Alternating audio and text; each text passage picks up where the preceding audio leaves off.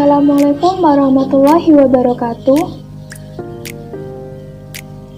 Saya Dwi Wulandari dari kelas 10 IPS 2, nomor absen 11, asal sekolah Madrasah Aliyah Negeri 1 Jember, akan menjelaskan kondisi masyarakat Madinah sebelum datangnya Islam.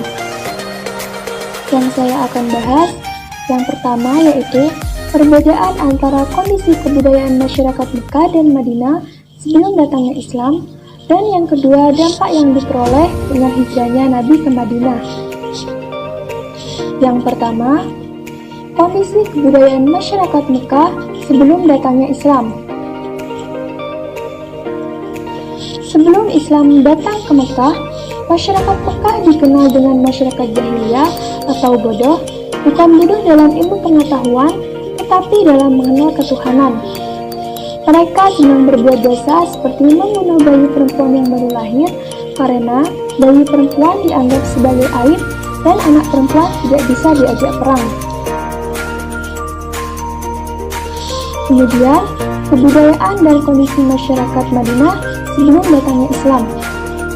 Adapun peta konsep kebudayaan dan kondisi masyarakat Madinah sebelum datangnya Islam dapat dibagi menjadi 3 bagian, yaitu yang pertama, Madinah sebelum Islam, yang kedua, kondisi sosial Madinah sebelum Islam, yang ketiga, Yasrib menjadi Madinah Al-Munawwaroh.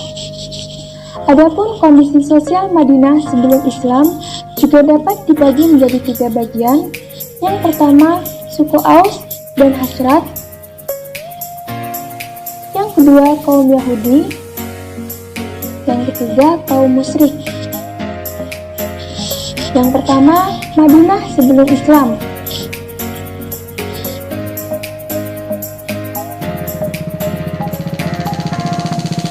Kebudayaan dan kondisi masyarakat Madinah sebelum Islam.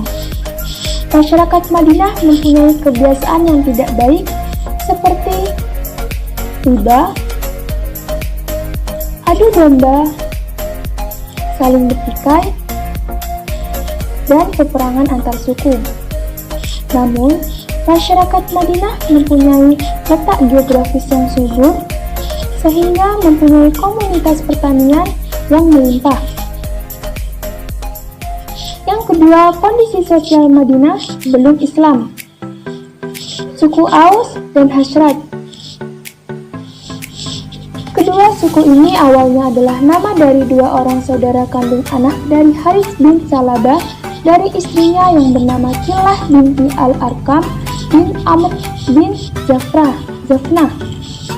Pada perkembangan selanjutnya, suku Aus dan Khazraj menjadi 2 nama kabilah besar di Yasrib. Selama kurang lebih 120 tahun, 2 kabilah ini saling bertikai. Pertikaian ini disebabkan karena provokasi kaum Yahudi. Suku Aus dan Khazraj terlibat perang saudara yang hebat dan berkepanjangan. Salah satu peperangan terkenal di antaranya, keduanya disebut dengan Perang Bu'ats.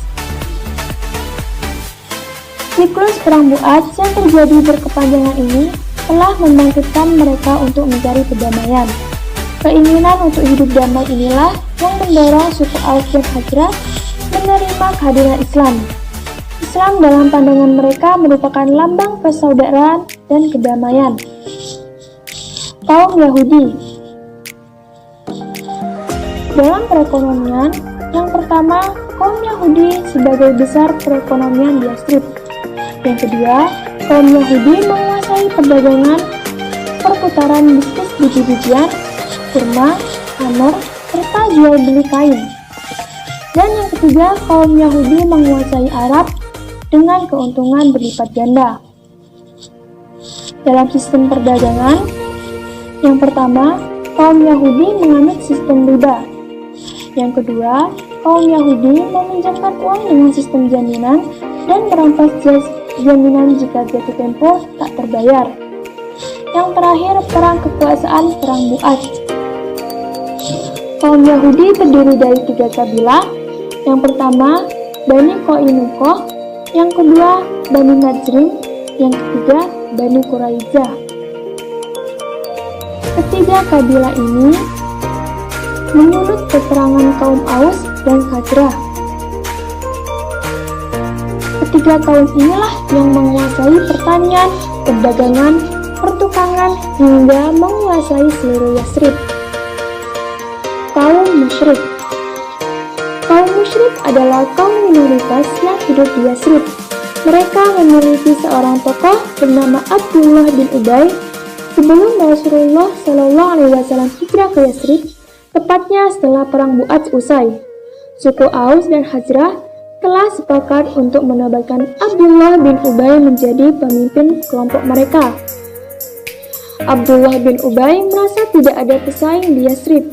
Maka ketika kabarnya datangnya Rasulullah SAW ke Yasrib, Abdullah bin Ubay merasa dirampas haknya oleh Rasulullah SAW, sehingga dia menyimpan benih-benih permusuhan dalam dirinya. Sebagaimana Allah Subhanahu wa Ta'ala menguji kaum muslimin di Makkah dengan perilaku orang-orang kafir Quraisy.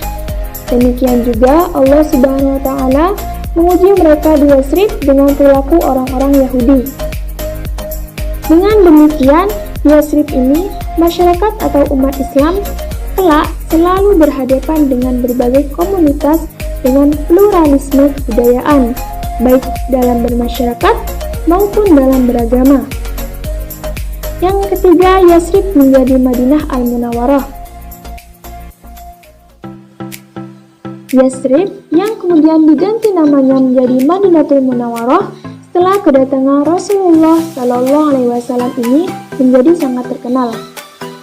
Kedatangan komunitas Muslim Mekah ke Madinah sangat dinantikan oleh saudara-saudaranya seiman di kota ini. Penduduk Madinah yang disebut dengan kaum Ansor dan telah mengenal Rasulullah SAW dan menyatakan beriman sangat senang dengan kedatangan rombongan yang kemudian disebut dengan kaum Muhajirin. Hijrahnya Rasulullah ke Madinah.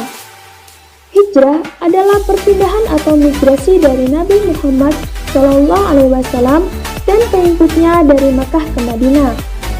Alasan hijrah Nabi Muhammad SAW ke Madinah bukan karena pengusiran kaum Quraisy, melainkan semata-mata karena perintah Allah Subhanahu wa Ta'ala.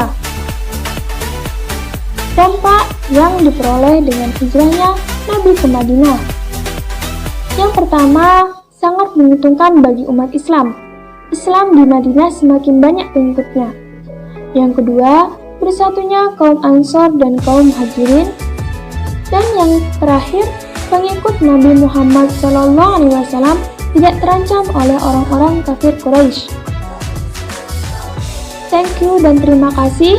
Wassalamualaikum warahmatullahi wabarakatuh.